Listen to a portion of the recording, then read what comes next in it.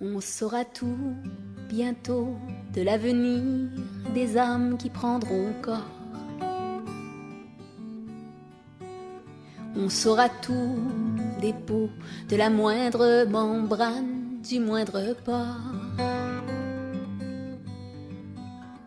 On pourra tout prévenir, on pourra tout guérir avant la plaie. Mais si notre avenir, à force de se polir, se surpeuplait, on n'aurait plus en bref qu'un monde sans relief à l'horizon. Un océan sans vagues, une forêt qu'on élague tronc par tronc. On naîtrait tous enfin maîtres de nos destins aseptisés. On naîtrait tous pur sang, droit des tibias aux dents, bien programmés.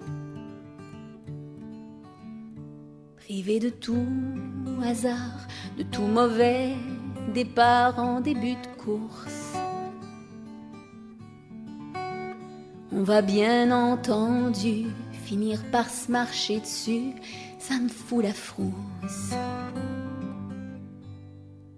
À part les poupons bleus, pauvres ombiliqueux, nés cordes au cou,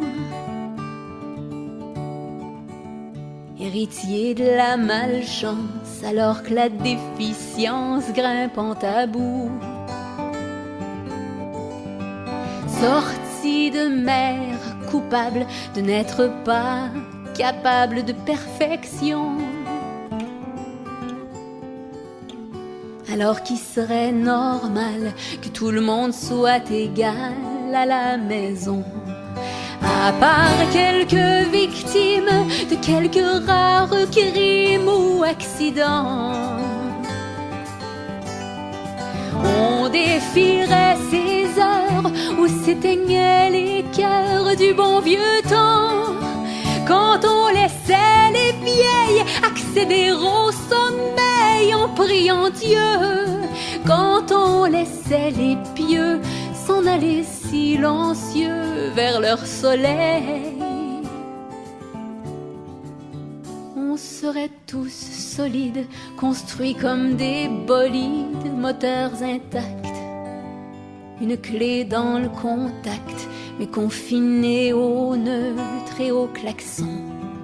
Car sans compétition, on vivrait en bouchon, plaque contre plaque, coincé dans une émeute, faute de lever les feutres en fin de mission.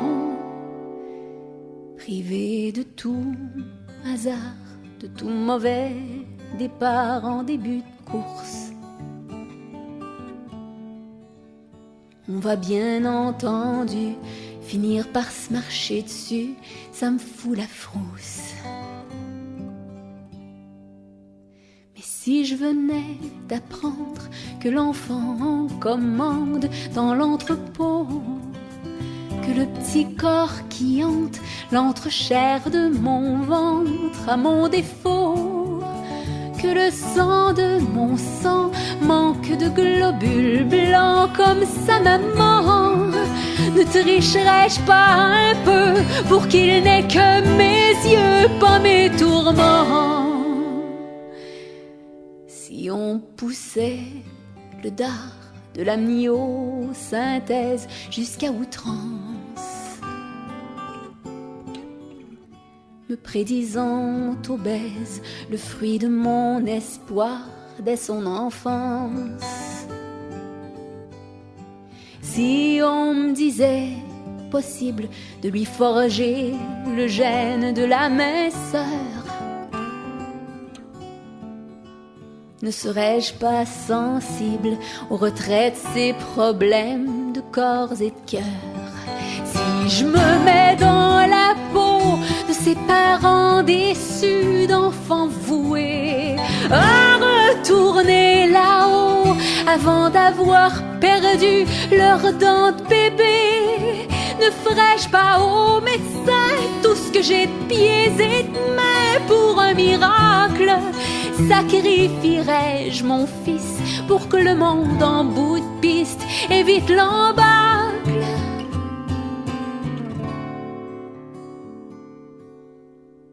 Est-ce que l'évolution fera plus de mal que de bon en tuant les ailes de ceux qui s'envoleraient dans un mystère parfait et naturel? Si les dieux de la recherche contrôlent un jour les crèches mieux que l'Éternel, même si l'idée est douce, même si l'idée est belle, ça me fout la frousse.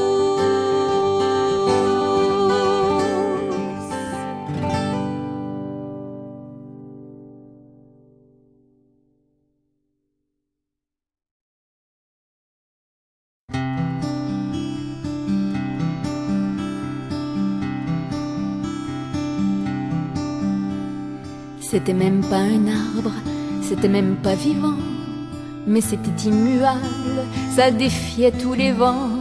C'était juste un peu grand, c'était même pas très gros, c'était même pas méchant, c'était juste un poteau. Il était même pas droit, il était juste long, il était juste là, debout sur l'horizon. C'était même pas un arbre, c'était tout juste bon à supporter 2 câbles et servir 3 maisons. C'était même pas un arbre, c'était même pas vivant. Je ne sais pas comment, c'était inévitable. C'était un solitaire, il n'avait pas de forêt. On ne voyait ses frères ni de loin, ni de près. Il était comme perdu dans son grand paysage. N'était même pas foutu de faire du bois de chauffage. C'était même pas un arbre, mais c'était bien présent, planté dedans le sable à l'orée d'un grand champ. Et puis quelle maladresse, quel malheureux hasard, quelle erreur dans le geste ou bien quel désespoir a fait qu'à toute vitesse, avec tant de justesse et tant d'exactitude, dans ton élan d'ivresse, tu te cognes à l'étroitesse de tant de solitude et que tu te confondes à cet exclu du monde.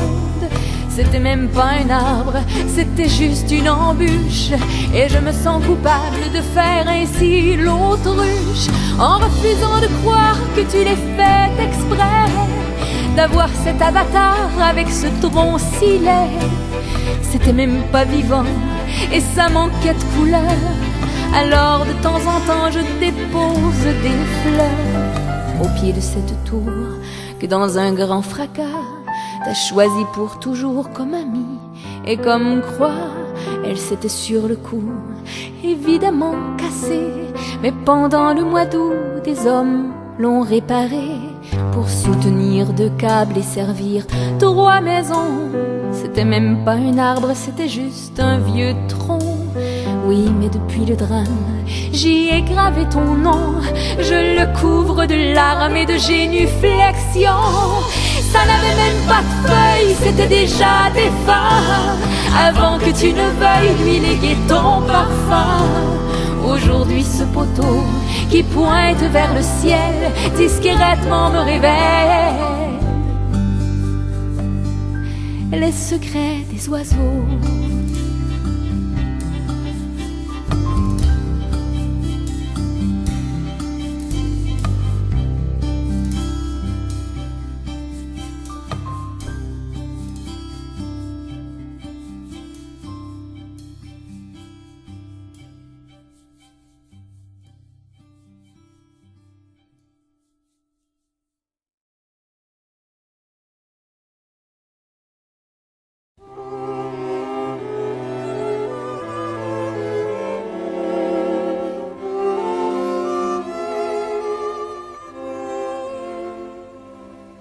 Le bonheur, c'est toujours pour demain.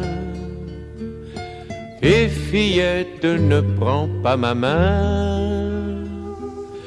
Mes doigts ont effeuillé tant de roses que de parler d'amour encore je n'ose.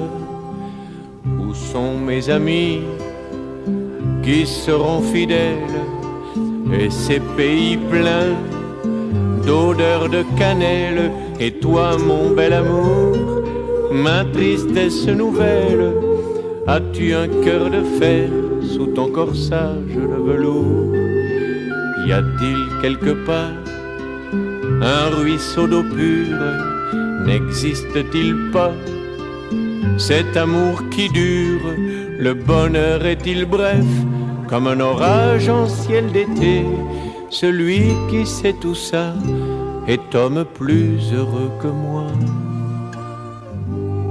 Le bonheur, c'est toujours pour demain. Et fillette, ne prends pas ma main. Mes doigts ont effeuillé tant de roses que de parler d'amour encore je n'ose. Brûlants sont les mots sortis de tes lèvres, l'eau de tes baisers m'a donné la fièvre. Si un autre que moi dort dans ta chevelure, mes doigts seront serpents, couteaux seront mes dents. Et quand tu t'endors, ingénue divine, la bouche meurtrie contre ma poitrine, ne faut-il pas partir avant d'encore une fois mourir? Celui qui sait tout ça est homme plus heureux que moi.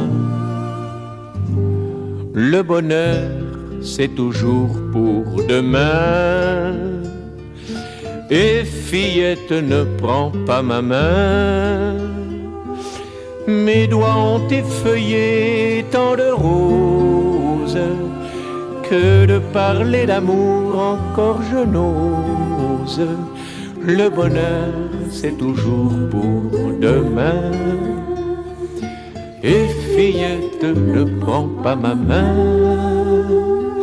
Mes doigts ont effeuillé tant de roses que de parler d'amour encore je n'ose.